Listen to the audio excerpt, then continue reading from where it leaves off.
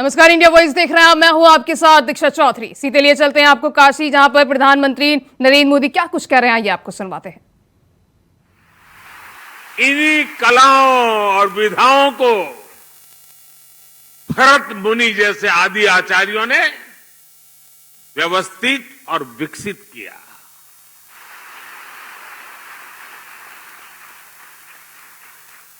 और काशी मतलब 7 वार 9 त्योहार।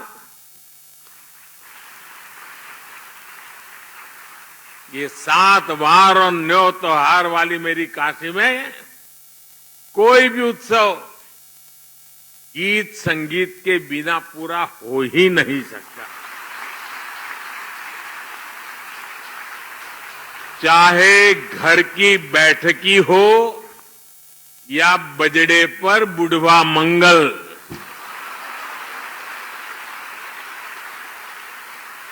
भरत मिलाप हो या नाग नथैया, संकट मोचन का संगीत समारोह हो या देव दीपावली पर यहां सब कुछ सुरों में समाया हुआ है।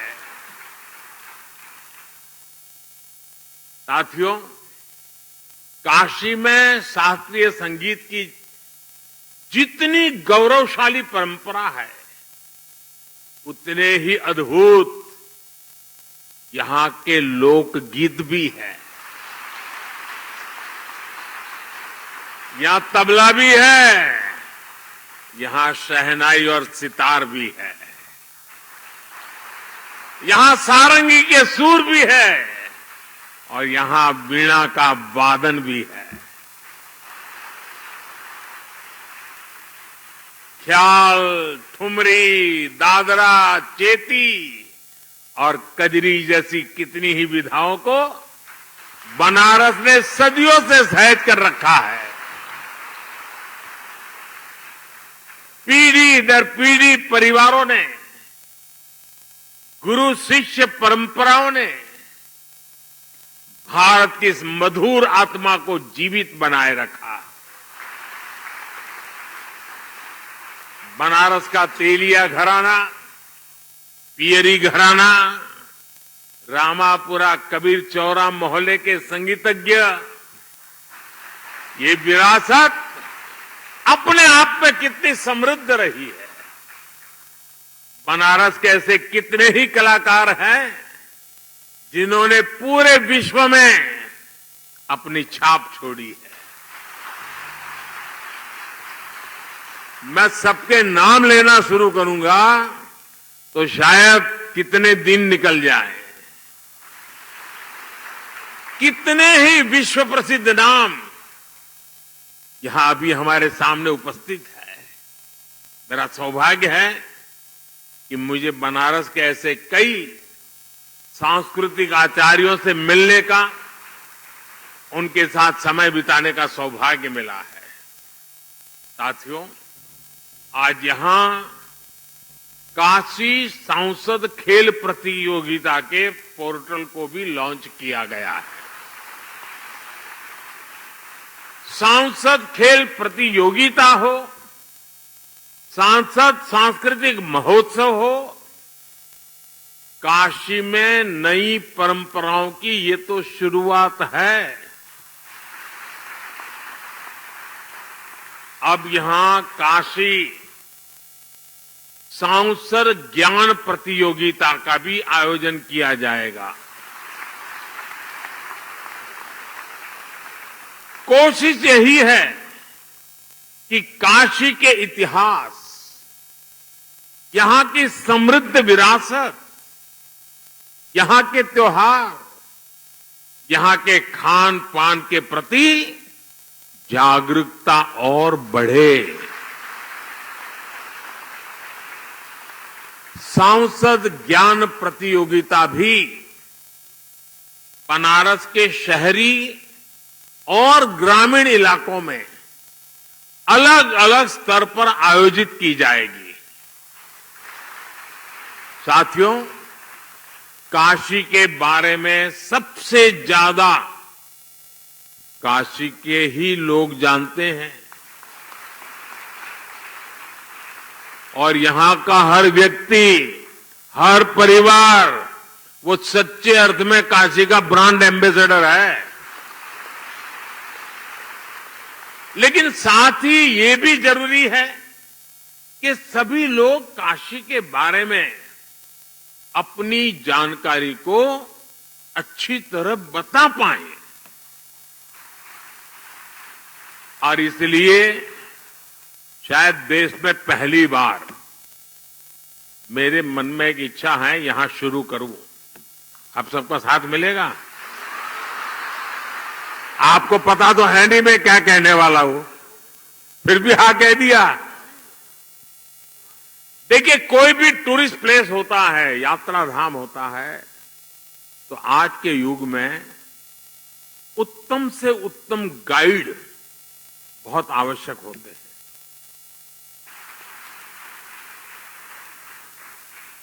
और गाइड प्रतिभावान हो, जानकारियों के संबंध में परफेक्ट हो, गोलमोल नहीं, ये 200 साल है, दूसरा बोलेगा 250 साल पुराना है, तीसरा बोलेगा 300 साल पुराना है, ऐसा नहीं। वो 240 बोलेगा मतलब 240। ये ताकत काशी में होनी चाहिए। और आजकल टूरिस्ट गाइड ये भी एक बहुत बड़ा रोजगार बन रहा है, क्योंकि जो टूरिस्ट आता है वो सब चीजें समझना चाहता है और टूरिस्ट को, गाइड को पैसे भी देना चाहता है। और इसलिए मेरी एक इच्छा है और मैं कोशिश कर रहा हूं, शुरू करेंगे। अब यहां काशी सांसद टूरिस्ट गाइड, उसकी कंपटीशन भी आयोजित की जाएगी। आप गाइड बनकर के आइए, लोगों को समझाइए एक एक जगह का विषय में और इनाम पाइए। उसके कारण लोगों को पता चलेगा कि इस शहर में गाइड का एक कल्चर बन रहा है। और मुझे काम इसलिए करना है कि मैं चाहता हूं मेरी काशी का दुनिया में डंका बजना चाहिए।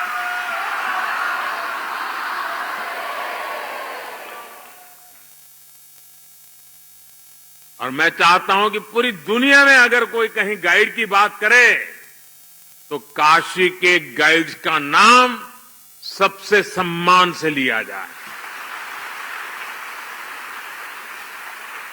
मैं सभी काशीवासियों से अपील करना चाहूंगा कि आप अभी से तैयारी करिए और बढ़ चढ़ करके उसमें हिस्सा लें। मेरे परिवारजनों, हमारा बनारस सदियों से शिक्षा का भी एक बड़ा केंद्र रहा है। बनारस की शैक्षणिक सफलता का सबसे बड़ा आधार है इसका सर्वसमावेशी स्वभाव। देश और दुनिया के कोने कोने से आकर लोग यहां पढ़ाई करते हैं। आज भी दुनिया के कितने ही देशों से लोग यहां संस्कृत सीखने आते हैं, ज्ञान लेने आते हैं।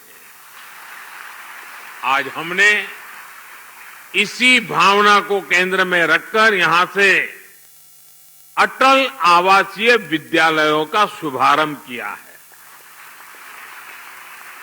आज जिन अटल आवासीय विद्यालयों का लोकार्पण हुआ है, उन पर करीब 1100 करोड़ रुपए खर्च किए गए हैं। और ये स्कूल, इतने भव्य स्कूल, हमारे श्रमिक, हमारे हम मजदूरी करने वाले जो लोग हैं और समाज के जो सबसे कमजोर वर्ग हैं, उनके बेटे बेटियों के लिए किया गया काम है। और इससे उनको अच्छी शिक्षा मिलेगी, संस्कार मिलेंगे, आधुनिकतम शिक्षा मिलेगी। जिन लोगों की कोरोना में दुखद मृत्यु हो गई, उनके बच्चों को भी इन आवासीय विद्यालयों में निःशुल्क पढ़ाया जाएगा। मुझे बताया गया है कि इन स्कूलों में कोर्स के साथ साथ संगीत, कला, क्राफ्ट, कंप्यूटर और स्पोर्ट्स के लिए भी शिक्षक होंगे।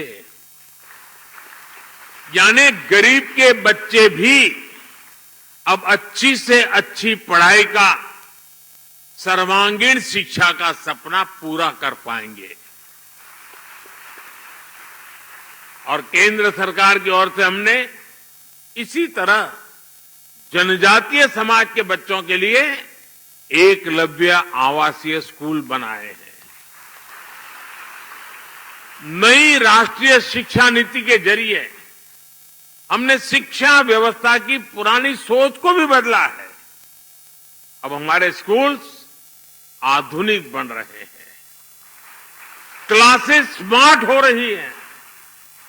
भारत सरकार ने देश के हजारों स्कूलों को आधुनिक बनाने के लिए पीएम श्री अभियान भी शुरू किया है। इस अभियान के तहत देश के हजारों स्कूलों को मॉडर्न टेक्नोलॉजी से लैस किया जा रहा है। साथियों, काशी में सांसद के तौर पर जो भी नए कार्यक्रम शुरू हुए हो रहे हैं, उन सभी में मुझे आपका भरपूर सहयोग मिल रहा है।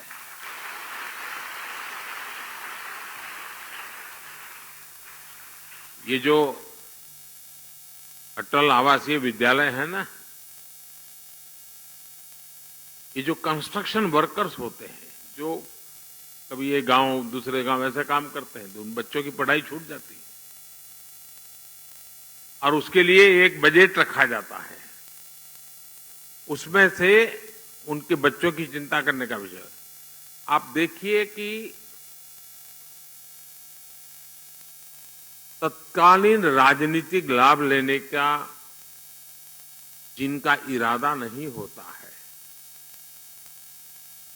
स्वार्थ भाव नहीं होता है, वो कैसे काम करते हैं। और जिनके दिल दिमाग में सिर्फ चुनाव ही भरा रहता है, कैसे भी करके वोट बटोरने की खेल खेलने की आदत रहती है, वो ऐसे पैसों के कैसा बर्बाद करते हैं। आप हिंदुस्तान में जानकारी लेंगे तो पता चलेगा। ये पैसे सभी राज्यों के पास है और भारत सरकार ने पूरी की पूरी उनको छूट दे के रखी है। लेकिन ज्यादातर राज्य वोट मिलने वाले कामों के लिए उन पैसों को खपा रहे हैं, जबकि योगी जी ने, और मेरी बात तो बहुत पहले हुई थी लेकिन उन्होंने मन में रखा, और आज और ये बच्चे इतने तैयार होंगे ना, उस परिवार को फिर मजदूरी करने की नौबत ही नहीं रहेगी। अभी मैं ये अटल आवासीय विद्यालय के कुछ बच्चों को मिल के आया। श्रमिक परिवार के बच्चे थे, पक्का घर भी कभी देखा नहीं था, लेकिन इतने कम समय में जो आत्मविश्वास मैंने उनका देखा, मैं उनके सभी टीचर्स को भी बधाई देता हूं। जिस आत्मविश्वास से बातें कर रहे थे और प्रधानमंत्री को जिस प्रकार से वो ड्रिल कर रहे थे, ऐसे सवाल पूछ रहे थे। अब मैं भी तो कोई सिलेबस पढ़ के आया नहीं था, मुझे दिख रहा था कि इन बच्चों में स्पार्क है, सामर्थ्य है। और मैं पक्का मानता हूं दोस्तों, 10 साल के भीतर भीतर देखना, इस स्कूलों में से उत्तर प्रदेश की, काशी की आन बान शान निखरने वाली है।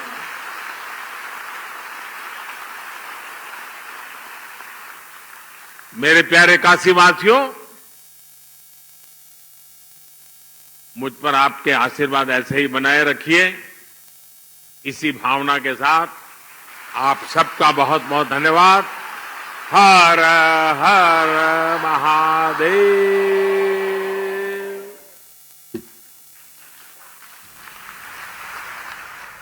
तो वाराणसी से प्रधानमंत्री नरेंद्र मोदी को आप सुन रहे थे। इस दौरान प्रधानमंत्री ने 16 अटल आवासीय विद्यालयों का लोकार्पण किया।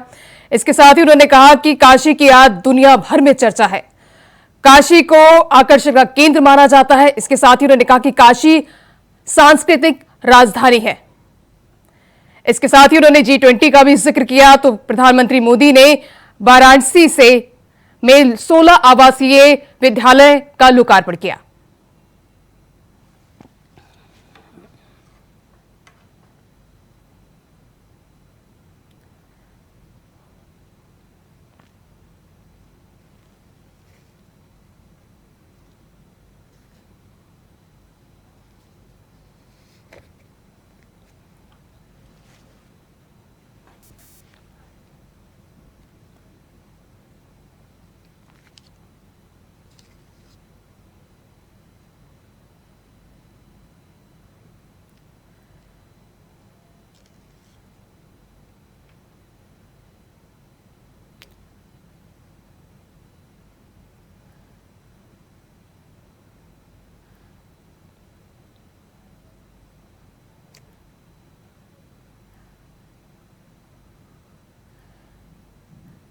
तो वाराणसी से प्रधानमंत्री नरेंद्र मोदी को आप सुन रहे थे। इस दौरान उन्होंने 16 आवासीय विद्यालयों का लोकार्पण किया।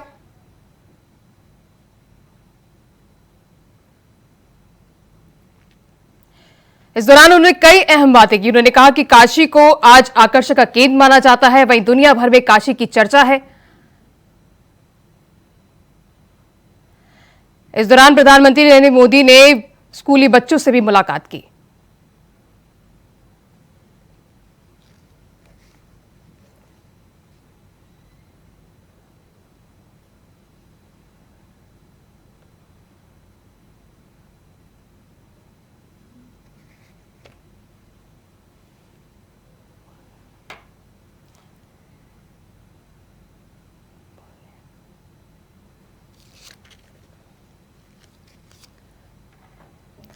बढ़ते खबरों में आगे, जीत की राह को आसान बनाने के लिए पूर्वांचल के जरिए उत्तर प्रदेश में प्रधानमंत्री नरेंद्र मोदी ने वाराणसी से मिशन 2024 का शंखनाद कर दिया है। गंजारी की जनसभा से भाजपा काशी और गोरखनाथ क्षेत्र के लिहाज से महत्वपूर्ण लोकसभा की 27 सीटों की जनता को पीएम ने साधने की कोशिश की। महिला आरक्षण विधेयक पास होने के बाद प्रधानमंत्री नरेंद्र मोदी ने शनिवार को काशी से पहली बार चुनावी शंखनाद किया। दरअसल वर्ष 2024 में प्रस्तावित लोकसभा चुनाव में पूर्वांचल को बेहद अहम माना जा रहा है। देखिए रिपोर्ट।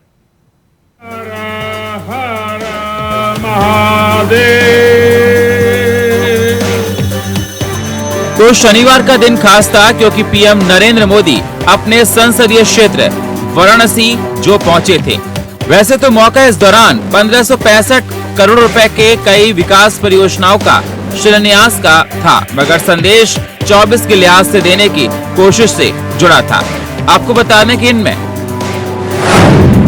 1565 करोड़ रुपए के नए विकास परियोजनाओं का शिलान्यास में सबसे बड़ा प्रोजेक्ट वाराणसी के गंजारी में बनने वाला इंटरनेशनल क्रिकेट स्टेडियम है। इसे बनाने में 450 करोड़ रुपए खर्च होंगे। ये पूर्वांचल का पहले इंटरनेशनल क्रिकेट स्टेडियम होगा। मसला सिर्फ स्टेडियम के शिलान्यास से नहीं जुड़ा है। दरअसल मोदी के इस दौरान और इतने प्रोजेक्ट की सौगात देने से साफ है कि बीजेपी एक बार फिर पूर्वांचल पर काफी फोकस कर रही है। यही वजह है कि लोकसभा चुनाव से पहले पीएम ने गिफ्ट का पिटारा खोल दिया। आइए जानते हैं पीएम अब तक पूर्वांचल को क्या क्या दे चुके हैं। राम मंदिर। तो सीधे लिए चलते हैं आपको हरियाणा के सीएम मनोहर लाल क्या कुछ कह रहे हैं, आइए आपको सुनवाते हैं। कार्यक्रम में उपस्थित हमारे पार्टी के पूर्व अध्यक्ष और विभिन्न बोर्डों को काम देख रहे हमारे चेयरमैन श्री सुभाष बराला जी, विधायक अंबाला शहर भाई असीम गोयल जी, एमएम ट्रस्ट के अध्यक्ष और चांसलर। बढ़ते खबरों में आगे, प्रधानमंत्री नरेंद्र मोदी ने उत्तर प्रदेश के वाराणसी में अंतर्राष्ट्रीय क्रिकेट स्टेडियम की नींव रखी है। कार्यक्रम में पीएम मोदी ने कहा कि महादेव की नगरी का ये स्टेडियम स्वयं महादेव को समर्पित है। काशी में अंतर्राष्ट्रीय स्टेडियम बनने के बाद यहां से खिलाड़ियों को फायदा होगा। ये स्टेडियम पूर्वांचल क्षेत्र का स्टार बन जाएगा। साथ ही उन्होंने कहा कि आज से एशियाई खेलों की शुरुआत होगी। मैं खेलों में भाग लेने वाले सभी एथलीटों को अपनी शुभकामनाएं भेजता हूं। हो गया है महादेव की नगरी में ये स्टेडियम, उसकी डिजाइन स्वयं महादेव को ही समर्पित है। आज क्रिकेट के जरिए दुनिया भारत से जुड़ रही है। दुनिया के नए नए देश क्रिकेट खेलने के लिए आगे आ रहे हैं। जाहिर है आने वाले दिनों में क्रिकेट मैचों की संख्या भी बढ़ने जा रही है। बनारस का ये इंटरनेशनल क्रिकेट स्टेडियम इस डिमांड को पूरा करेगा। पूरे पूर्वांचल का चमकता हुआ ये सितारा बनने वाला है। वैसे आज से एशियन गेम्स भी शुरू हो रहे हैं। क्योंकि मैं आज ऐसे माता पिता से बात कर रहा हूं जिनके बच्चे अभी तक आंगनवाड़ी में जाते थे, अब वो सरकारी प्ले वे स्कूल इसमें जाने लग गए हैं। भावी पीढ़ी को संवारने के नाते उनका भविष्य अच्छा उज्जवल बने, यह हर एक माता पिता उसको इच्छा भी होती है और वैसा करके हर्ष का अनुभव उनको होता है। ऐसे नन्हे मुन्ने बच्चों की सुविधाओं के लिए प्ले वे स्कूल खोलना ये एक आज की आवश्यकता है। ऐसा नहीं है कि ये पहले प्ले वे स्कूल पहले नहीं थे, पहले भी प्ले वे स्कूल थे, लेकिन उसमें प्राइवेट प्ले वे स्कूल अधिक थे जिसमें फीस दे करके अपने माता पिता यानी बच्चों को भेजने के लिए उनको खर्च करना पड़ता था। लेकिन जब हमने अनुभव किया कि हमारे आंगनवाड़ी में गरीब बच्चे ही ऐसे आंगनवाड़ी में जाते हैं, तो हमने अपने आंगनवाड़ियों में से ही 4000 ऐसे अच्छे आंगनवाड़ी को प्ले वे स्कूल में बदलने का निर्णय लिया और वो प्ले वे स्कूल में बदल दिए गए हैं। उनमें अभी लगभग 40,000 बच्चे इन प्ले वे स्कूल के अंदर आते हैं, खेल खेल के माध्यम से वो शिक्षा लेते हैं और ऐसे जो गरीब परिवार हैं उनको इसका पूरा लाभ मिलता है। आज बच्चों की पढ़ाई के नाते से एक प्रकार से प्रधानमंत्री जी ने भी बहुत चिंता की है कि नई जो हमारी राष्ट्रीय शिक्षा नीति बनी है, उस नई राष्ट्रीय शिक्षा नीति में प्रधानमंत्री जी ने कहा है कि 3 साल की आयु से ही बच्चों के शिक्षा का प्रबंध किया जाए, लेकिन भारी बस्तों के बोझ के नीचे नहीं, बल्कि खेल खेल के माध्यम से ही उन बच्चों की शिक्षा होनी चाहिए। और ये कार्यक्रम हमने अब शुरू किया है। अभी 4,000 प्ले वे स्कूल हमारे पहले से चल रहे हैं। घोषणा की है कि अगले 2 साल में 4,000 अन्य प्राइवेट यानी प्ले वे स्कूल भी खोले जाएंगे, जिसके लिए हमने 2500 भवनों की ये तलाश कर ली है जिनमें ऐसे स्कूल जो हैं खोले जाएंगे। जब ये प्ले वे स्कूल की हम बात करते हैं तो बहुत से ऐसे समाज सेवी भी हैं जो ऐसे प्ले वे स्कूल के माध्यम से और समाज के अंदर एक अच्छी सेवा दे रहे हैं। उदाहरण के तौर पर यदि मैं जिला जींद में श्रीमती राजपति इसकी बात करूं तो उसने अपने गांव में एक प्ले वे स्कूल को गोद लिया है और वह सुचारू रूप से उस संचालन में अपनी गहरी रुचि वो ले रही है। बच्चों की पोषण संबंधी जरूरतों को पूरा करने के लिए चाहे भोजन की पौष्टिक भोजन की आवश्यकता हो अथवा उनके खेल के लिए प्ले वे स्कूल में खिलौनों की आवश्यकता हो, वहां सुविधाओं के नाते पंखों की आवश्यकता हो, तो ऐसे डीगल गांव के ग्रामवासियों ने अपने प्ले वे स्कूल्स में 11 पंखे इस प्रकार से दान दिए हैं। बहुत सी ऐसी संस्थाएं, बहुत सी कंपनियां, बहुत से बैंक्स, स्वयंसेवी संस्थाएं प्ले वे स्कूल में अपना सहयोग करने के लिए ये सब आगे आ रही हैं। हमने वहां पर पीने के पानी की, स्वच्छ पीने के पानी की व्यवस्था ये की है, वाटर प्यूरिफायर लगाए हैं और बच्चों को तस्वीरों के माध्यम से भी ज्ञान प्राप्त हो, क्योंकि बच्चों को तस्वीर जो है उसके मन को भाती है। तो इस प्रकार से उसको बाल पेंटिंग्स ये भी लगवाई हैं, झूले हैं, स्लाइडर हैं, खिलौने हैं, इन सब का प्रबंध एक अनौपचारिक शिक्षा के माध्यम से बच्चों को ये मिलता है। न केवल शिक्षा बल्कि उनको संस्कार मिले। अच्छे संस्कार यदि होंगे तो तो वही बच्चा बड़ा होकर के और एक अच्छा नागरिक बनेगा। तो हरियाणा के सीएम मनोहर लाल को आप सुन रहे थे और उन्होंने कहा कि प्रदेश में और भी अधिक प्लेवेल स्कूल खोले जाएंगे। फिलहाल इस बुलेटिन में बस इतना ही। खबरें लगातार जारी है। नमस्कार।